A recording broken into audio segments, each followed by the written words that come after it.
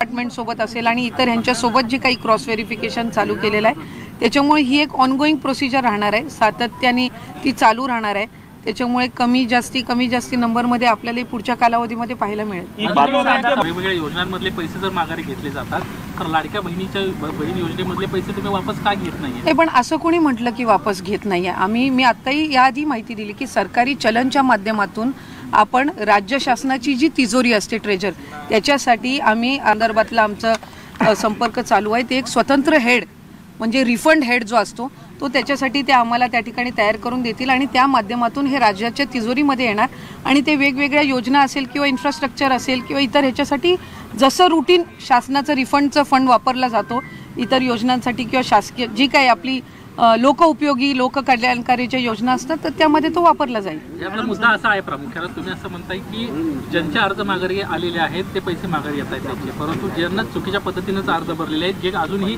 बोलायला तयार नाही। मी याआधी त्या संदर्भातली माहिती दिली की आमची जी क्रॉस व्हेरिफिकेशनची प्रोसिजर आहे परिवहन विभागासोबत चालू आहे। जे उत्पन्नाच्या पलीकडे जाऊन ज्यांनी त्या ठिकाणी लाभ घेतलेला आहे ते सुद्धा आम्ही क्रॉस व्हेरिफिकेशन करत आहोत। या व्यतिरिक्त जे राज्याच्या बाहेर आता लग्न होऊन गेलेल्या वगैरे किंवा राहायला गेल्या असतील किंवा सरकारी नोकरीमध्ये ह्या कालावधीमध्ये 4-5 महिन्याचे लागलेले आहेत हे एका बाजूला आम्ही विभागाच्या पद्धतीनं आम्ही क्रॉस व्हेरिफिकेशन करत आहोत। पण हे जे आपण 4-4.5 हजार म्हणतोय हे स्वतःहून पुढे आलेले आहेत। या व्यतिरिक्त क्रॉस व्हेरिफिकेशनमध्ये येणार आहेत ते वेगळेच आहेत। पण आपल्या माध्यमातून मी लाडक्या बहिणींना सुद्धा आवाहन करीन की अशा पद्धतीचं जर त्यांना त्यांच्या पात्र लाभाच्या पलीकडे जर ती रक्कम आलेली असेल तर जसं या 4-4.5 हजार बहिणींनी पुढाकार घेतलेला आहे तशाच पद्धतीने इतर लाडक्या बहिणींनी सुद्धा घ्यावा। त्याच्यामुळे ह्या दोन स्वतंत्र प्रोसिजर आहेत। एक आहे की ज्या 4-4.5 बहिणींनी स्वतःहून त्यांना जाणवल्यानंतर त्यांनी परत करण्याची प्रोसिजर ॲप्लिकेशन केलेलं आहे आणि विभागाच्या माध्यमातून जे स्वतंत्र चालू आहे ते आहेच। म्हणून मी आपल्याला सुरुवातीला माहिती देत असताना म्हटलं की हा आकडा दोन्ही जर आपण कंबाईन केले तर पुढे मागे होण्याची कमी जास्त होण्याची शक्यता आहे। त्यांच्याकडनं पैसे तुम्ही मागे ते पैसे परत वापस घेण्यासंदर्भातला प्रश्न आहे। पैसे परत घेतले जाणार का ज्यांनी चुकीच्या पद्धतीने मी आपल्याला त्या संदर्भामध्ये सुद्धा माहिती दिली की आम्ही क्रॉस व्हेरिफिकेशन मध्ये अशा पद्धतीनं आढळल्यास त्यांना त्या संदर्भातली माहिती देऊन आत्ता जसं 4-4.5 हजार बहिणी पुढे आलेल्या आहेत आणि त्या स्वतःहून शासनाला ते रिटर्न करत आहेत तशाच पद्धतीनं ज्यांनी चुकीच्या पद्धतीनं घेतलेल्या आहेत त्यांना त्या संदर्भामध्ये एकदा तो डेटा आम्हाला जसा मिळत जाईल त्यांना त्या संदर्भातली माहिती दिली जाईल आणि राज्य शासनाच्या तिजोरीमध्ये तो त्या पद्धतीनं जमा केला जाईल। 2.5 कोटी लाभार्थ्यांची महिलांची तुम्ही काही पावलं उचलणार आहात का?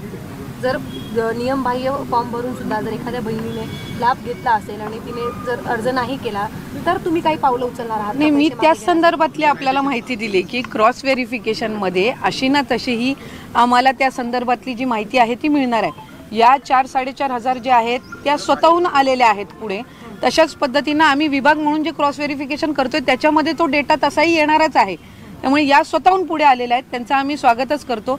अशाच पद्धतीनं इतर असतील तर त्यांनी स्वतःहून पुढे यावं आणि अदरवाईज क्रॉस व्हेरिफिकेशन मध्ये हळूहळू आमच्याकडे तो डेटा तसाही येत आहे। तुम्ही म्हणतात की क्रॉस व्हेरिफिकेशन करून डेटा तुम्ही कलेक्ट करणार आहात। 2.5 कोटी लाभार्थी महिलांची संख्या आहे। साधारणपणे तुमच्या डिपार्टमेंटकडे काही आकडेवारी आहे का जर क्रॉस व्हेरिफिकेशन झालं तर इतकी आकडेवारी ती खालावेल म्हणून? आम्ही सुरुवातीपासूनच या संदर्भातली भूमिका स्पष्ट केलेली आहे की क्रॉस व्हेरिफिकेशन किंवा स्क्रुटिनी आम्ही 2.5 कोटी लाभार्थ्यांचं पूर्णपणाने करणार नाही।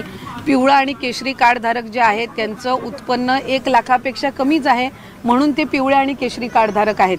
त्याच्यामुळे ती जी संख्या आहे ही साधारणपणे 1.5 कोटीपेक्षा सुमारे त्याच्यापेक्षा अधिक जात असते।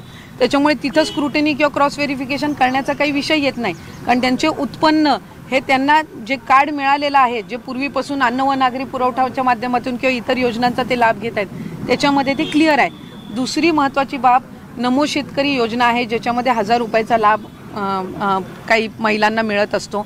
त्याच्यामध्ये सुरुवातीपासूनच आम्ही शासन निर्णयामध्ये एक निर्गमित केलेला आहे की ज्या इतर योजनांचा लाभ घेतात पण तो 1500 पेक्षा कमी आहे त्याची जी वरची कॅपिंग आहे ती लाडकी बहीणच्या माध्यमातून दिली जाईल. म्हणजे उदाहरणार्थ नमो शेतकरीचा 1000 रुपयाचा लाभ हा लाडक्या बहिणींना मिळतोय. आता 1500 तो करण्याच्या दृष्टिकोनातून वरची जी 500चा लाभ आहे हा लाडक्या बहिणीच्या माध्यमातून दिला जाणार. आणि ह्यामध्ये आम्ही कुठलाही शासन निर्णयामध्ये बदल करत नाही. आपण जो GR सुरुवातीला बघितला किंवा शासन निर्णय जो आम्ही निर्गमित केलेला आहे त्यानुसारच त्या ठिकाणी ही सर्व प्रक्रिया सुरू आहे.